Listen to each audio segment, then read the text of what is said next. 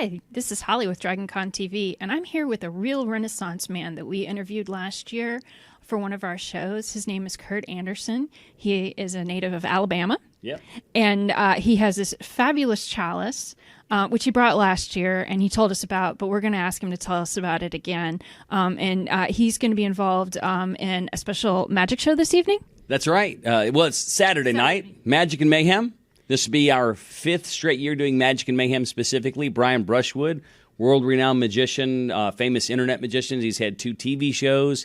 He and I will be doing Magic and Mayhem in the Hilton Saturday night. And I hear 2,000 people can come to it. That is a space. They cut it off at 2,000. It's sold out almost every year.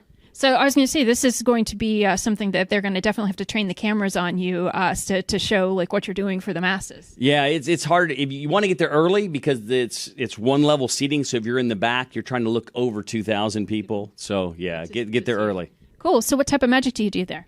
Well, I'll be doing a stage show, and I'm doing one of my favorite tricks at the end, which involves locking my wife up and slamming her in a trunk in chains and things like that. So that's always fun. So how long have you been married that she's allowing you to do that?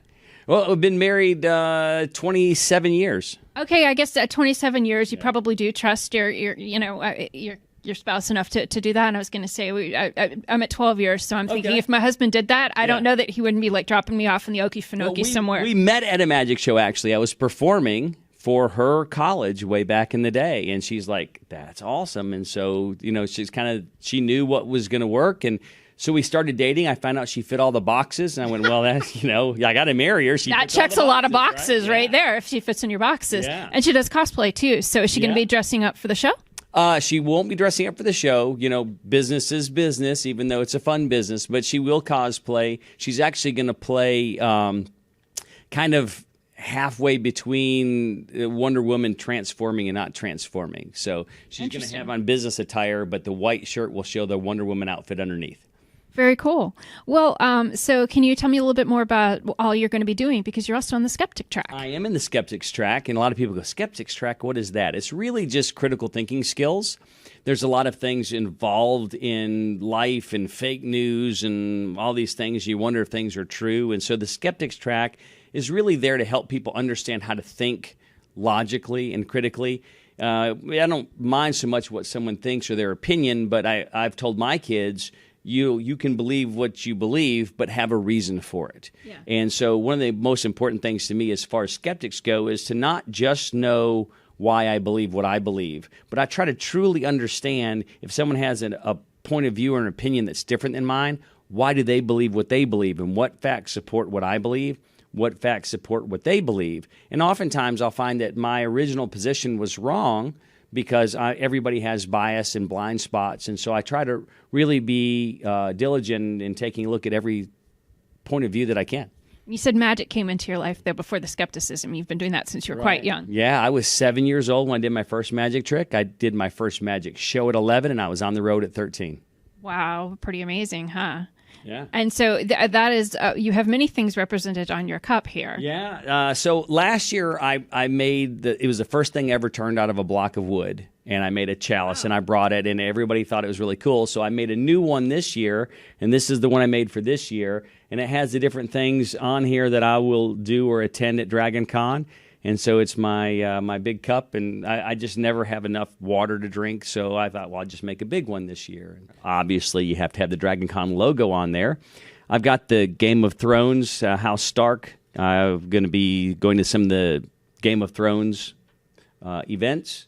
I've got dice and meeples because I'm a big avid board gamer. Over here, I have the Skeptic track dragon because I speak in the Skeptics track. On the opposite side here, I have a pirate skull and a bottle of rum because some friends and I play pirates dice as kind of a tradition on Saturday night after my show. And then I've got cards because I am a magician and I will be doing card tricks for people and things on stage. There's the little cosplay of Amy from Zombicide, which is a board game, but my wife also does the cosplay. And it's got my name here on the bottom just in case I happen to forget. Well, it's lovely, and nobody is going to mistake it, because not only have you got your your name on it, but this is definitely one of a kind. It is absolutely one of a kind. I turned this myself on a wood lathe. I wood burned everything on it, and I will be drinking out of it all weekend. So if you see the chalice, give me a thumbs up or say hey. You were no slouch at this. You must have had a lot of art classes. I never know. I had an art class in 6th grade. So you're just naturally good at everything. I'm a little skeptical. If you had asked my wife would go, no, the only thing he's good at is talking too much. Well, she let you put her in a box, and she has faith that you're going to get her back out again. So that's pretty good. Not always. So here we got time for a funny story. Of course. One time we're practicing this trick where I'm cutting her in 3 pieces, right? And so the trick is I put her in a box, I put a blade through at her chest, a blade through at her waist, and I pull the middle out and set it on a table to the side. And so we've practiced and practiced and practiced, and this is the first time we're going to do it on stage. And so we've been doing this for a week. And I said, okay, so now we're going to do rehearsal. She goes, we've been doing rehearsal. I said, no. Rehearsal, we get in our costumes, we smile, we do everything like we're going to do on stage. She goes, okay. So we're doing this, and she's got this frowny face. I said, no, you have to smile. She goes, well, this hurts like hell. I was like, well, yes, but you can't show that on stage. She goes, I won't on stage. I said, well, this is rehearsal. So you need to smile. And she goes, I'll smile on stage. I'm like, it's rehearsal. You need to smile. And she wouldn't smile. So I cut her apart. I put the middle part on the box over on the table. And I said, you're not smiling. I said, I'm going to give you a chance to think about that. And I walked out of the room. And I thought I was all slick, right? Well, my wife managed to put herself back together. Come down. And that day I learned that we don't have to smile during rehearsal.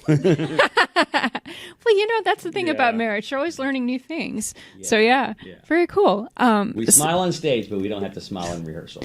Well, now, going back to the magic show, you also do some magic around Alabama. I forget the exact town. I live in Tuscaloosa, Alabama, and so normally I'm on the road a lot. I've performed in 42 states and 8 countries.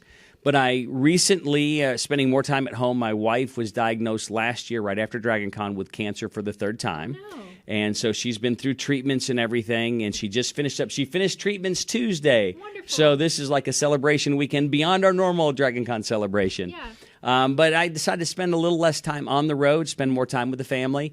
But I wanted to kind of keep up with the magic chops, and so I do so many stage shows. I make cars disappear and hang from cranes, escape out of straitjackets.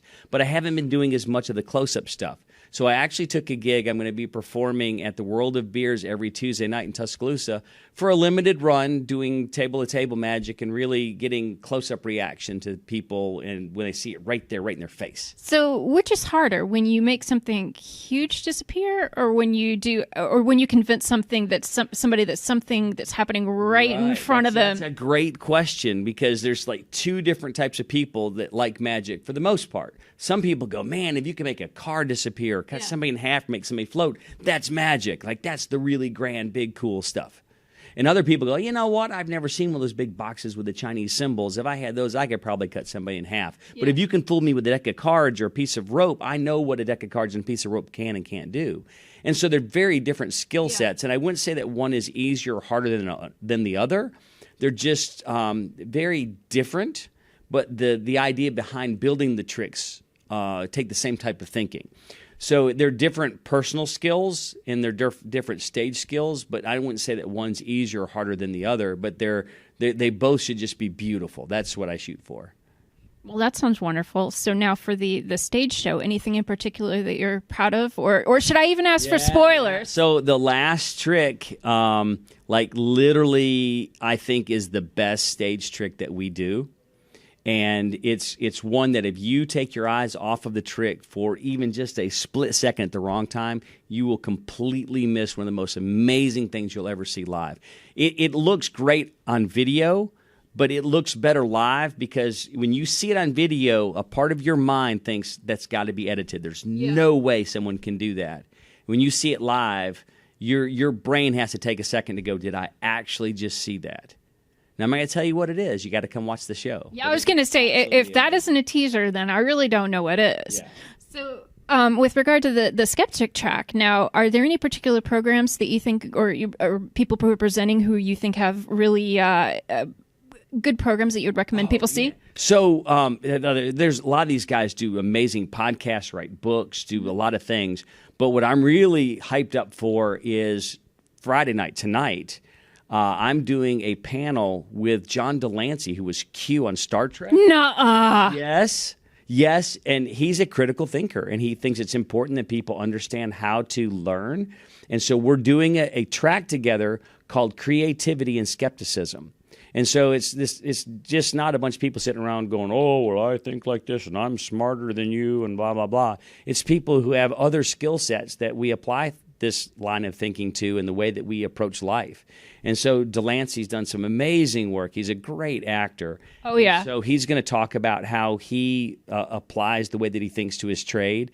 And there'll be people like me who do magic tricks and make things out of wood and whatever, and we tinker in how we approach life with the same fervor of really trying to get it right. I started Dragon Con because I was an avid board gamer in RPGs. In 1991, I was part of a group that DM'd the Dragon Con Dungeons and Dragons contest, and it was the first ever worldwide $5,000 cash prize Dungeons and Dragons tournament, and I was one of the DMs for that. It was on the top of the Westin, and it was just a great time. I mean, I was like, man, this is amazing. And I tell people, anytime somebody asks me, should I go to Dragon Con? I was like, no. And they say, well, why not? I said, well, here's the thing. If you ever go to Dragon Con one time, you have to realize that you're giving up your Labor Day weekend for the rest of your life. That's true. So I came in 1990, and I'm here every year. So if you're not willing to give up Labor Day weekend for the rest of your life, don't come to Dragon Con, because once you've been once, you got to come every year. Yeah.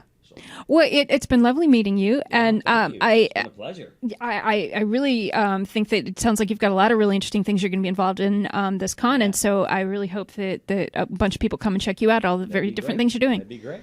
Thank you so much. Thank you. See you around the con.